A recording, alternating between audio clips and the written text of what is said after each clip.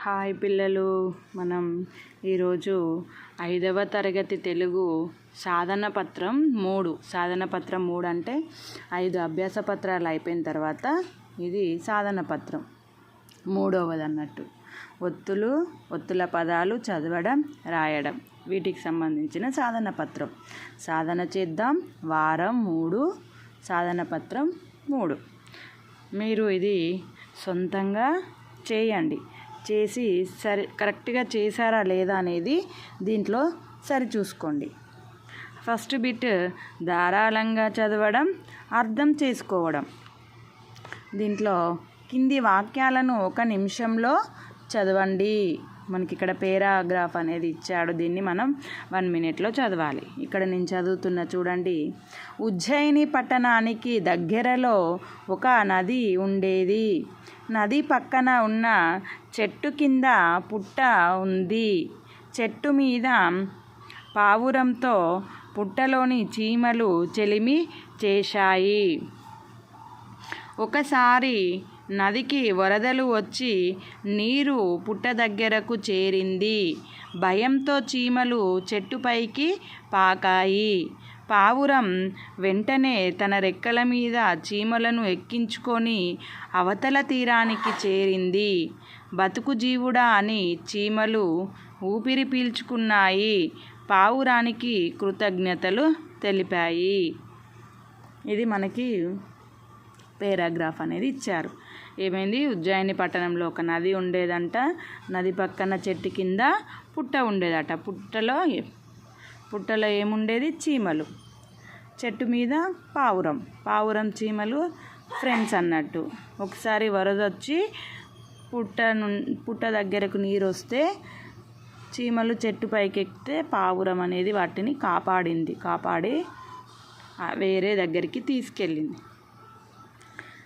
దీనికి సంబంధించిన క్వశ్చన్స్ ఉన్నాయి, కింద చూద్దాం. సొంతంగా రాయడం, స్వీయ రచన.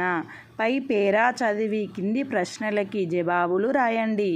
నది ఏ పట్టణానికి దగ్గరలో ఉంది? ఉజ్జయిని పట్టణానికి దగ్గరలో ఒక నది ఉండేది కదా.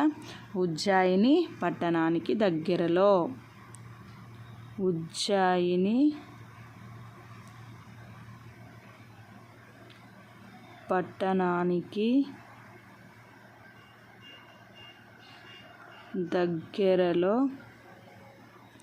ఉంది. ఓకేనా? నెక్స్ట్, చెట్టు కింద ఏమి ఉంది? ఇక్కడ చూడండి, చెట్టు కింద పుట్ట ఉంది. చెట్టు కింద పుట్ట ఉంది. నెక్స్ట్, పావురం ఎక్కడ ఉంది? చెట్టు మీద పావురం ఉంది. చెట్టు మీద పావురం ఉంది. నెక్స్ట్, చీమలు అవతల తీరానికి ఎలా చేరాయి?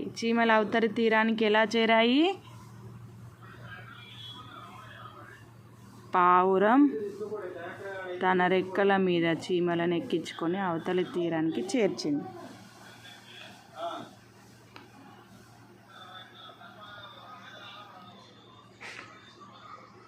పావురం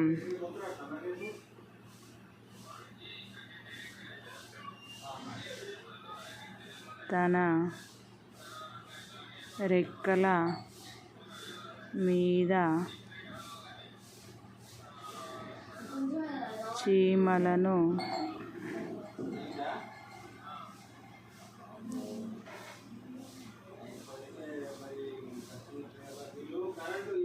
చీమలను ఎక్కించుకొని అవతల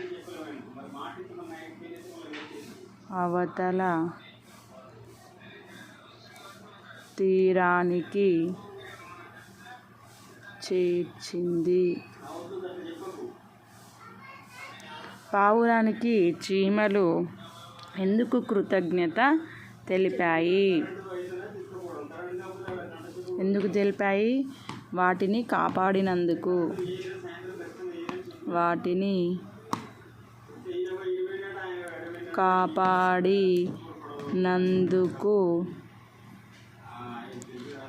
కాపాడినందుకు కృతజ్ఞతలు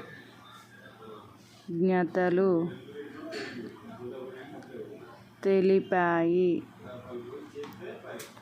ఓకేనా? ఈ విధంగా మనం రాయండి. ఒక విషయం మీరు సొంతంగా రాయండి, రాసి సరిచూసుకోండి.